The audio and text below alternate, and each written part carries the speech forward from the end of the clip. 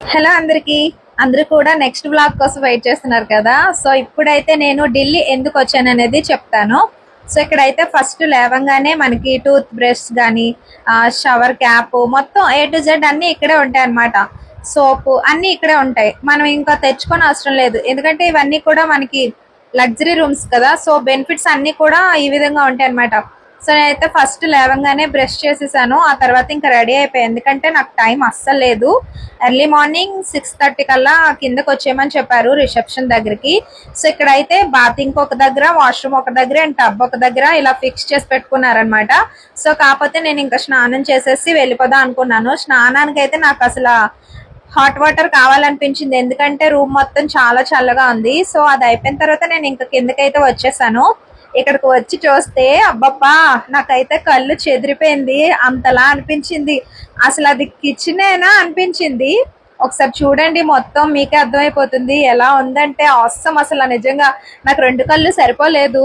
Morning అయితే 6:30 కల్లా ఇక్కడికి వచ్చేస్తే మనం ఏది నచ్చితే అది తీసుకొని తినేయొచ్చు.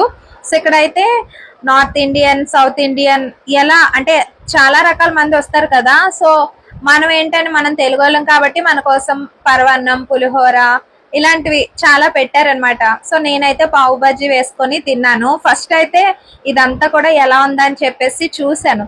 ఇక్కడేమో కాఫీ మిషన్ ఉంది, ఇక్కడేమో మగవాళ్ళ కోసం ప్రత్యేకంగా బీర్ బాటిల్స్ కూడా ఉన్నాయి. సో ఎవరికి ఎంత కావాలంటే అంత తాగి ఎంజాయ్ చేయొచ్చు. ఎందుకంటే పెర్ నైట్ కి ఓన్లీ ఒక నైట్ కే 20,000 రూపాయలు ఛార్జ్ చేస్తున్నారు అనమాట ఇక్కడ రూమ్ రెంట్స్. సో మా ఆయన నాతో పాటు ఎక్స్ట్రా వచ్చారు కాబట్టి తనకు మళ్ళీ ఎక్స్ట్రా 3,000 అయితే తీసుకున్నారు. ఇది వచ్చేసి మనకి పుల్మాన్ ఏరోసిటీ హోటల్ అన్నమాట. మనకి ఇప్పుడు వైజాగ్ లో నోవటెల్ అలాగా ఢిల్లీలో అలా అన్నమాట. అది కూడా నోవటెలే కానీ చాలా పెద్దది. అయితే ఇక్కడ ఫుడ్ వచ్చేసరికి నాకు ఏం తినాలో అర్థం కాలేదన్నమాట. ఇక్కడ చాలా ఉన్నాయి, సో ఏం వేసుకోవాలనేది అర్థం కాలేదు. అందుకని చెప్పేసి నేను ఫైనల్ గా ఒక పేస్ట్రీ అయితే వేసుకున్నాను, పావ్ బాజీ వేసుకున్నాను. బట్ నాకైతే టేస్ట్ అంతలా అనిపించలేదు. ఇక్కడ అన్ని కూడా ఫుడ్ ఐటమ్స్ కొంచెం వెరైటీగా కనిపిస్తుంది. సో మనకు తెలిసింది పేస్ట్రీ కేక్ ఒకటే కాబట్టి నేను నాకు నచ్చిన విధంగా తిన్నా అనమాట. అదొకటే తిన్నాను, ఎందుకంటే నేను లాంగ్ వెళ్ళేటప్పుడు ఎక్కువగా ఏది తినడానికి ఇష్టపడను, ఎందుకంటే నాకు వామిటింగ్ సెన్సేషన్ అనేది వస్తుందేమో అని చెప్పేసి భయం ఉంటుంది అనమాట. అందుకే బయటకు వెళ్ళినప్పుడు ఫుడ్ అవాయిడ్ చేసేస్తాను. సో లైట్ గా అది తిన్నా. మా ఆయన మాత్రం చాలా హెల్తీ ఫుడ్ సెలెక్ట్ చేసుకున్నారు. Egg, Basha fish and fruits, dry fruits అన్ని కూడా చాలా బాగా వేసుకొని వచ్చారు. అసలు అవన్నీ కూడా నేను ఎక్కడ ఉన్నాయో కూడా నేను చూడలేదు, లేదంటే నాన్ వెజ్ కొద్దిగా తిందునేమో. బట్ నాకు ఇవన్నీ చూసేసరికి ఏంటంటే కొద్దిగా ఎగ్జైట్మెంట్ గా ఫీల్ అయిపోయి ఇంకా ఆ ఫీలింగ్ లో ఉండిపోయి నాకు ఇంకా తినాలనిపించలేదు. సో మా ఆయన నాకంటే చాలా బాగా ఎంజాయ్ చేశారు. ఇక్కడ నాతో పాటు చాలా మంది క్రియేటర్స్ కూడా వచ్చారు. సో ఒక సీరియల్ యాక్టర్ కూడా వచ్చారనమాట, తన పేరు లహరి. సో అందరికి తెలిసే ఉంటుంది, ఇంటింటి గృహలక్ష్మి సీరియల్లో కోడలు క్యారెక్టర్ వేసింది లహరి.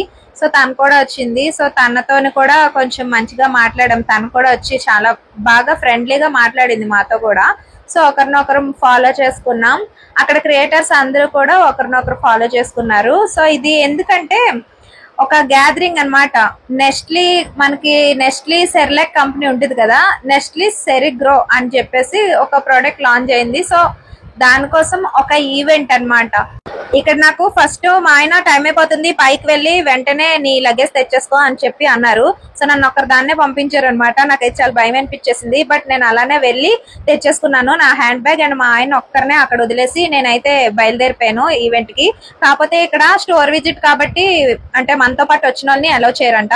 సో అందుకని చెప్పేసి మా ఆయన్ని హోటల్లోనే ఉంచేసి నేనైతే ఇక్కడ ఉన్న వాళ్ళతో వచ్చేసాను అనమాట. నాకు ఇక్కడ 2 ఫ్రెండ్స్ అయితే అయ్యారు. సో ఇక్కడ మిడ్ టిఫిన్ అనమాట. ఇది మళ్ళానా 11 ఎప్పుడో అనుకుంటా శాండ్విచ్ పెట్టారు. వచ్చి రాగానే బయట అవుట్డోర్ అయితే షూట్ చేసేసాము. మొత్తం వీడియోస్ మాకు ఏమేమి కావాలో రీల్ అని చెప్పేసి మొత్తం షూట్ చేసాము. ఎండలో చాలా కష్టపడిపోయాము. సో ఆఫ్టర్ దన్ అది తినేసి మళ్ళీ లోపలికి అయితే వెళ్ళిపోయాము. అక్కడైతే మనకి నెస్ట్లీ సెరిగ్రో కంపెనీ కోసం చెప్పారు.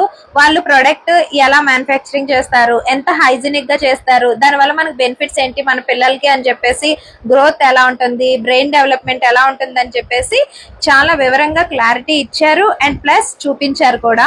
ఇదిగో తినే ఇంటింటి గృహలక్ష్మిలో కోడలు పాత్ర చేసిందని చెప్పాను కదా. సో ఆఫ్టర్ దెన్ మాకు వచ్చేసి సెరిగ్రో అండ్ నెస్ట్లీ వాళ్ళది గిఫ్ట్ హ్యాంపర్ కూడా ఇచ్చారు.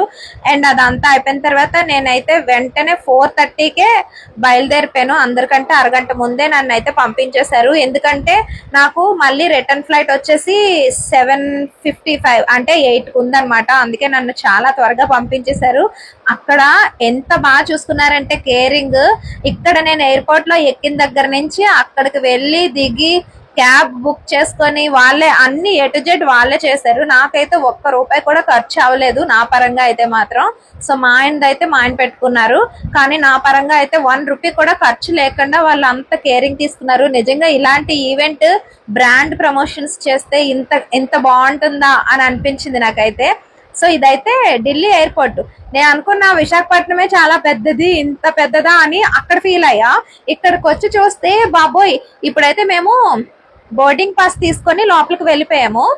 మాది వచ్చేసి నెంబర్ 17 అనమాట. సో ఈ లోపు నడుస్తూ ఉన్నాము. ఎంత నడిచినా ఇదేంటి రాదే అని అనుకుంటున్నాను. ఇక్కడ కూడా చాలా షాపింగ్ మాల్స్ ఉన్నాయి.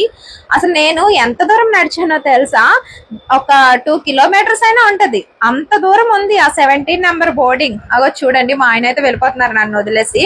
సో ఇక్కడ నడవడానికి కూడా ఒక ఎక్సలేటర్ ఉంటది తెలుసా. చాలా మంది స్టెప్స్ ఉంటది కదా పైకి వెళ్ళడానికి. సో ఇది అలా కాదు, జస్ట్ మనం అక్కడ నించుంటే ఆ ఎక్సలేటర్ తీసుకుని వెళ్ళిపోద్ది అనమాట. ఏదో చాలా ఫన్నీగా ఉంది. మరి ఇది ఎవరి కోసం పెట్టారో నాకైతే అర్థం కాలేదు, బట్ చాలా స్లోగా వెళ్తుంది. అప్పటికే మా ఆయన ఏమో కంగారు పెట్టేస్తున్నారు, ఏంటి అది అంత స్లోగా వెళ్తుంది, నువ్వు దాని మీద వెళ్తున్నావు అని చెప్పేసి. నేను అదొక ఎక్స్పీరియన్స్ కదా, నేను కూడా ఫేస్ చేస్తాను, అందరు కూడా చేస్తున్నారు కదా, దాని మీద నడుస్తున్నారు కదా, సో నేను కూడా నడుస్తాను ఒకసారి అని చెప్పేసి నేను కూడా అట్లా ట్రై చేశాను. సో లోపలికి అయితే వచ్చేసాము. సో ఇంకా ఫ్లైట్ లో నాకు తెలిసి మేమే లాస్ట్ అనమాట. ఒక పావు గంట ముందర వెళ్ళి కూర్చున్నాము అక్కడ. సో ఫ్లైట్ అయితే రెడీగా ఉంది, లోపలికి వెళ్ళిపోతున్నాము. అండ్ ఇక్కడైతే లైన్ లో నించోవాలి. అదిగోండి ఫ్లైట్ వచ్చేసింది, అగో బయట ఉంది. 8 అయినా సరే అసలు ఎండ వల్ల మనకి ఇక్కడ చీకటి ఇంకా కమ్ముకోలేదన్నమాట, వెలుతురుగానే ఉంది చూసారా 8 అయినా సరే.